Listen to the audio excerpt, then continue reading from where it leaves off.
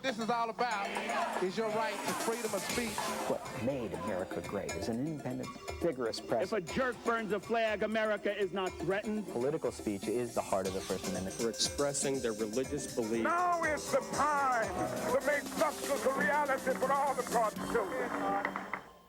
Welcome to Speaking Freely, a weekly conversation about free expression, the arts, and America. I'm Ken Paulson, joining you today from Nashville. Our guest today is a man whose name and sound are known and respected worldwide. He's a 1987 inductee into the Rock and Roll Hall of Fame, and he was the winner of the Lifetime Achievement Award from the Rhythm and Blues Foundation. We're pleased to welcome Bo Diddley.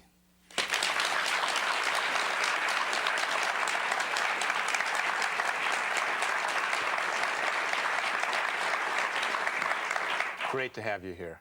And you've had this amazing career, much of it centered around electric guitar, and yet it all began with a violin. Is that right?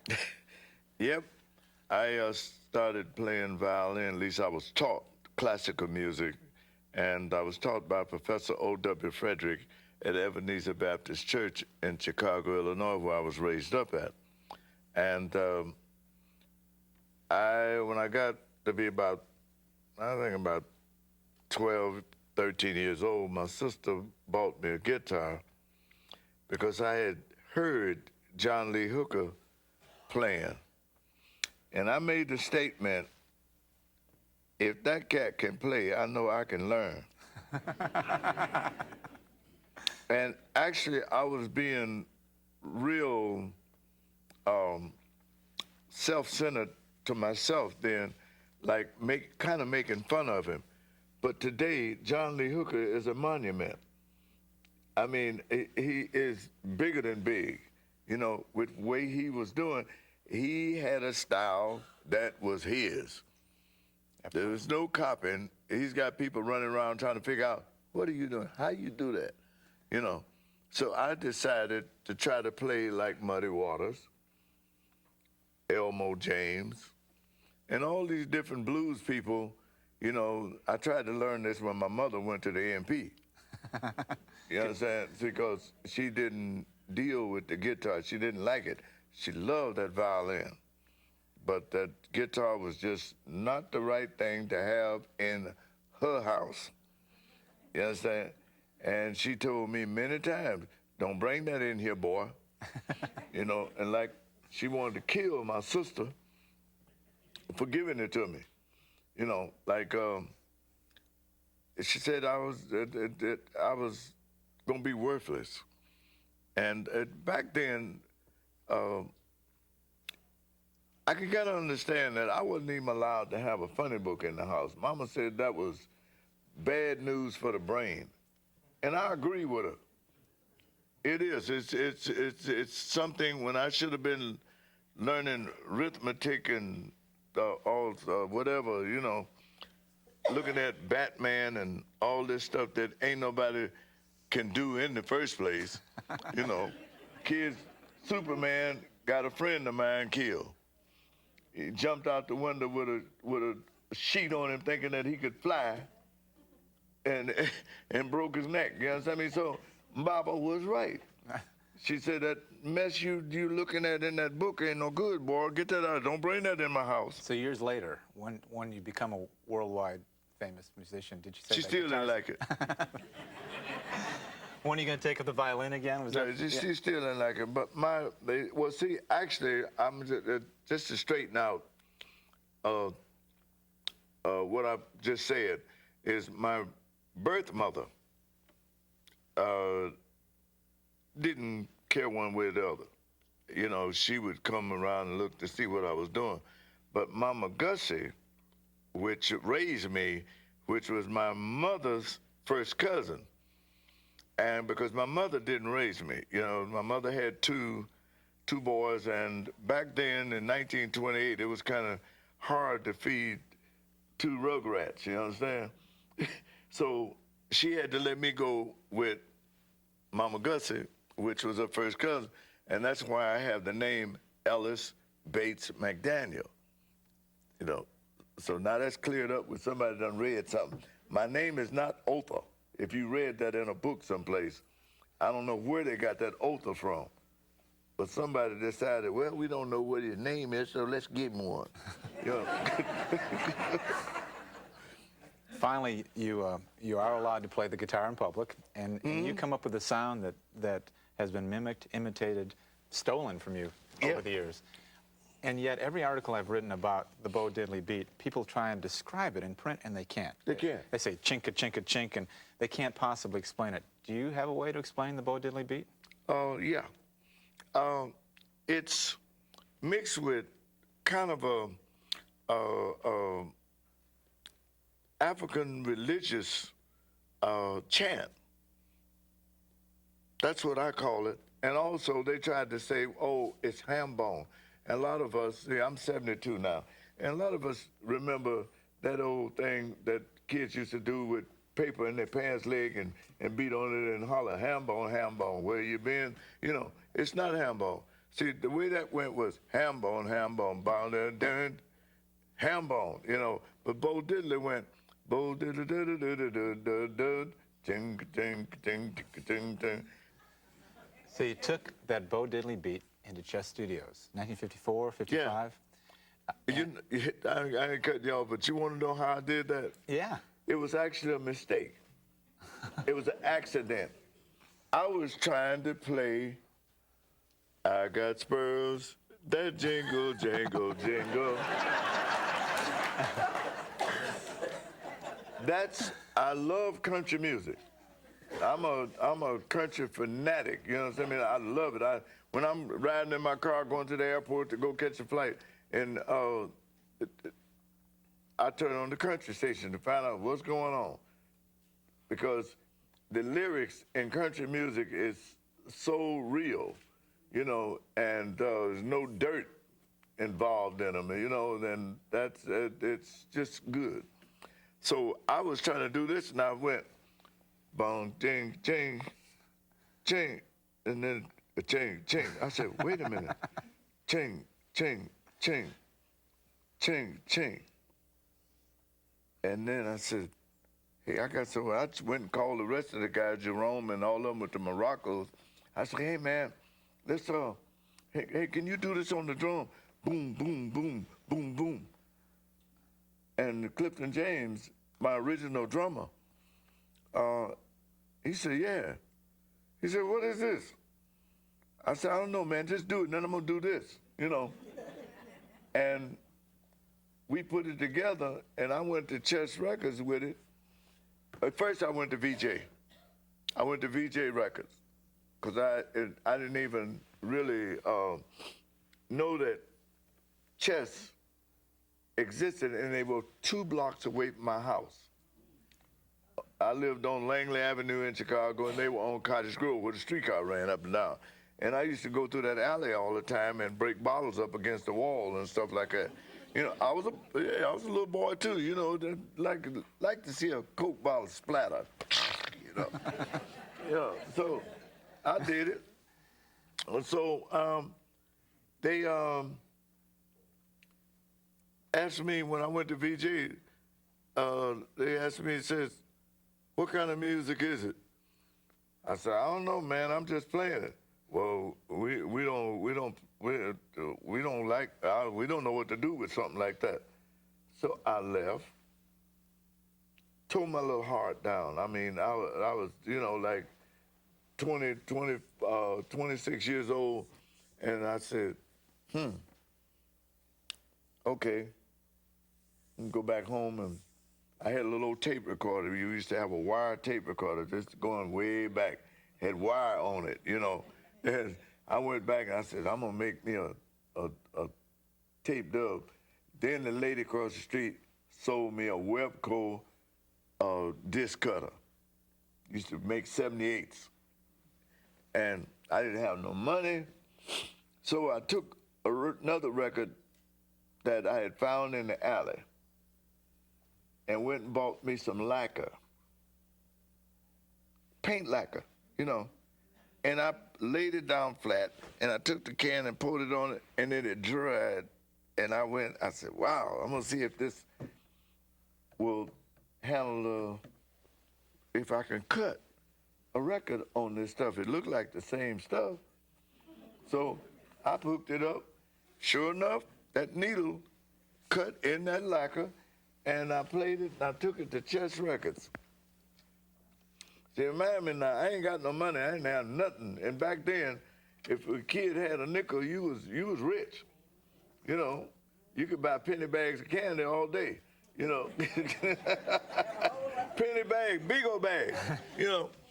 And I made this, and Leonard Chess looked at me and he says, "Hey, I believe you got something here." And they told me, they said, let's hear the real lyrics. So I started reciting the lyrics. And that's where that Uncle John came in, because that was the lyrics. They said, we like the music, but I don't think the old folks is going to go for them lyrics. I said, well, what can we do? He says, I tell you what, you go back home and rewrite this thing and come back here. And I went home in exactly 7 days. Came back with Bull Diddley bought his baby diamond ring, and that was the beginning of it.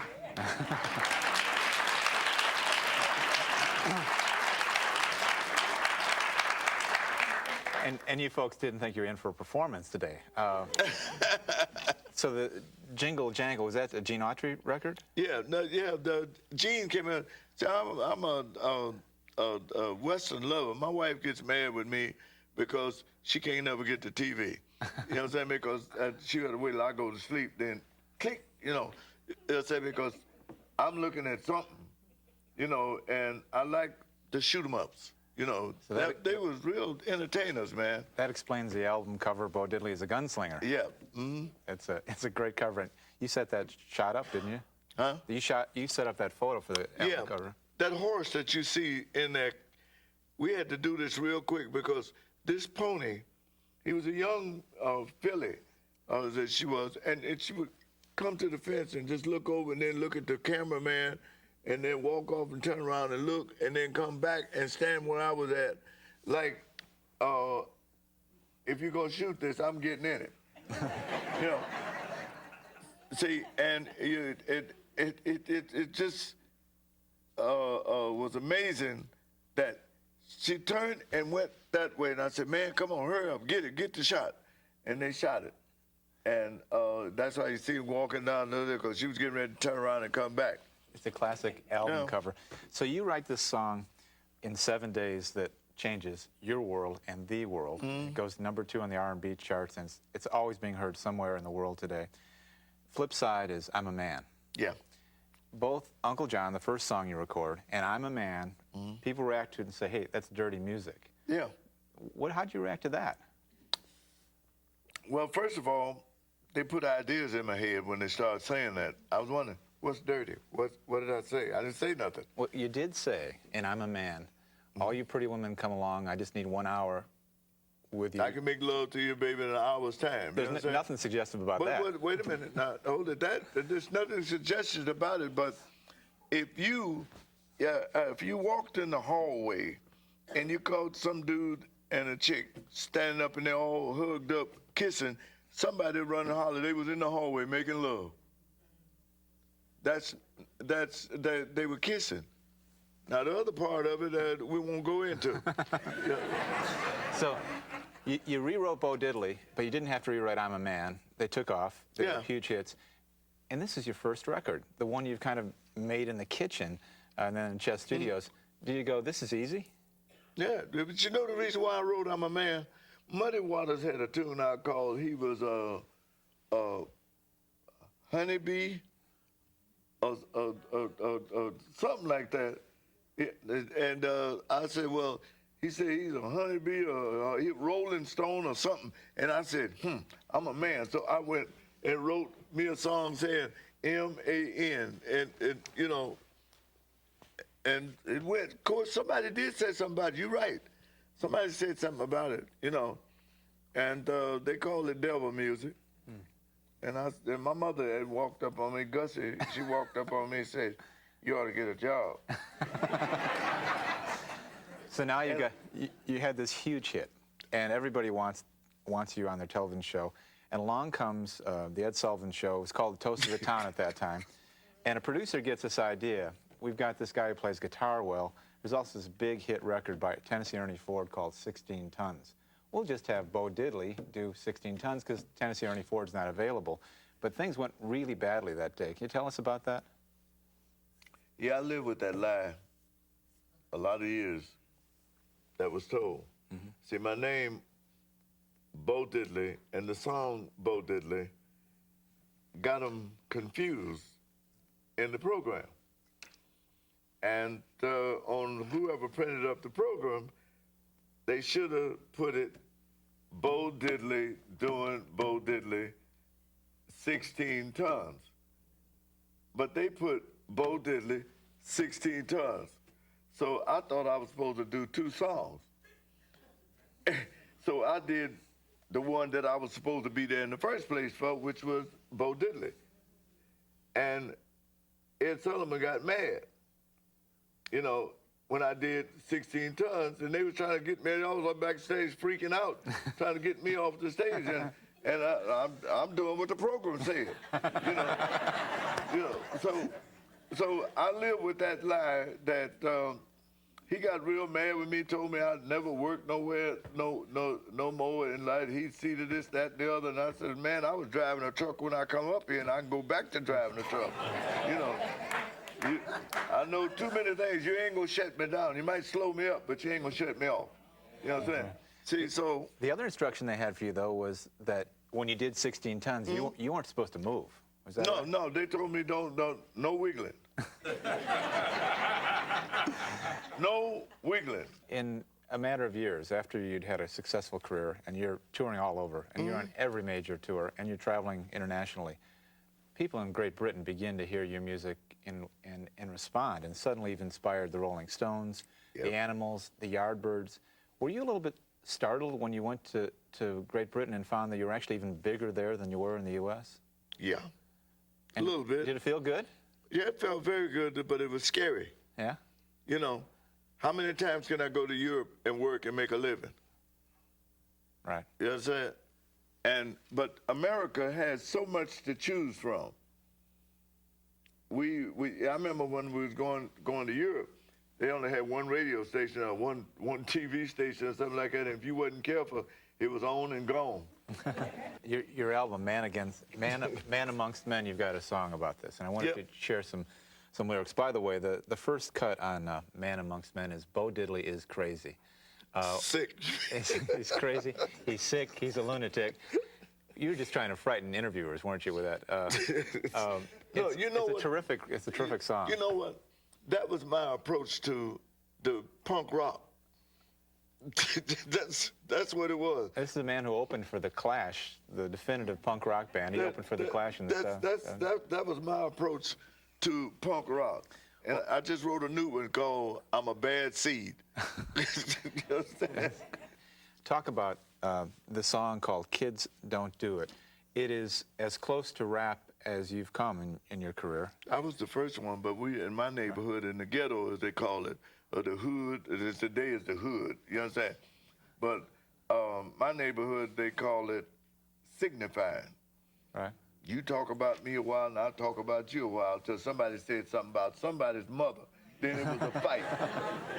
Well, you can talk about daddy all day, nobody do anything, but don't say nothing about mama. You might have to fight 4 or 5 dudes. You understand what I mean? See, so I wrote this song called Kids Don't Do It before we had all this mess that went down in Colorado. And if I could recite the lyrics, please. It says, kids, don't do it. Kids, don't do it. I can't be your mama, I can't be your dad, but what your kids doing is making me mad. You running in the streets and you're running loose. I wonder if it's something old Diddley could do. You running after something that you think is a rabbit, start to fool up with drugs and end up with a habit. Kids, don't do it, don't do it. Don't do it. Last night, somebody called on the phone, said, little Willie Jr., he ain't coming home, he dead. Say what? With a bullet in his head. Now, if he either listened to what his mama said, maybe wouldn't have that bullet in his head. He's gone. He was doing wrong when he should have been home. Kids, don't do it, don't do it.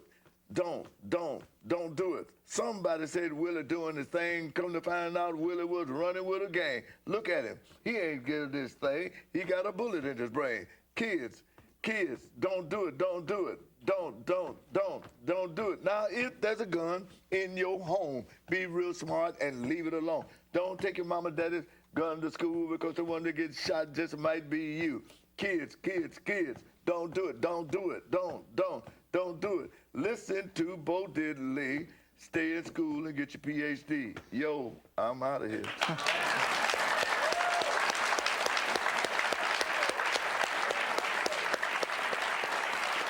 We've only got a few minutes left. I wanted to talk to you about rap music, which you just performed very convincingly. A lot of people credit you with actually inspiring all of it.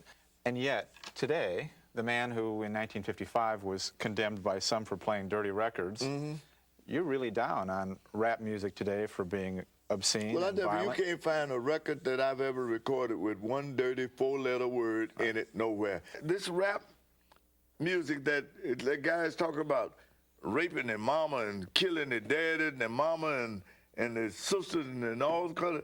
The kids don't need to hear that garbage. You know.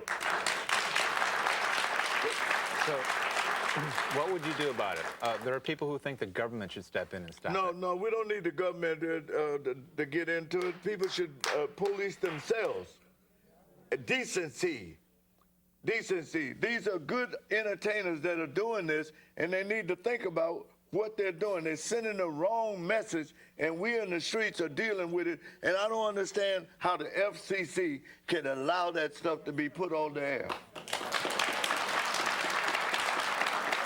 But if you want to make a record that's a little bit, sell it round the corner in that shop to an adult. You know what I mean? I'm not saying if I don't like it, you can't listen at it, but I don't want my kids listening at it, not until they're old enough to deal with it. On your 70th birthday, people sent greetings from all over the world, musicians and others, posted on your website, and so many warm wishes, so many people clearly grateful to you for your music, for influencing their careers. I just want to read, as we close here, a message from Tommy James, who said, "All the roads on the rock and roll roadmap lead back to you." That's very well said. Thank you so much for being here with us. Thank you for having me here. All right. Okay.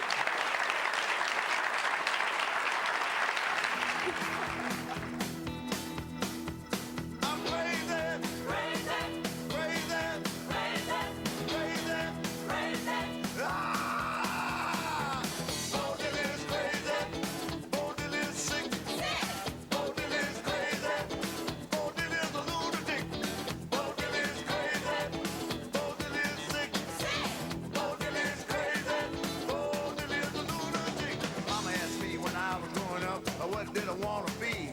I said I want to play my rock and roll music and make people happy. Mother jumped up and shook her head, and this is what the lady said. Are you sick? Sick. Are you a lunatic? Lunatic. Are you sick? Sick. Are you a lunatic? Lunatic. All I want to do is play my music and make people happy. I didn't want to be old drunk like my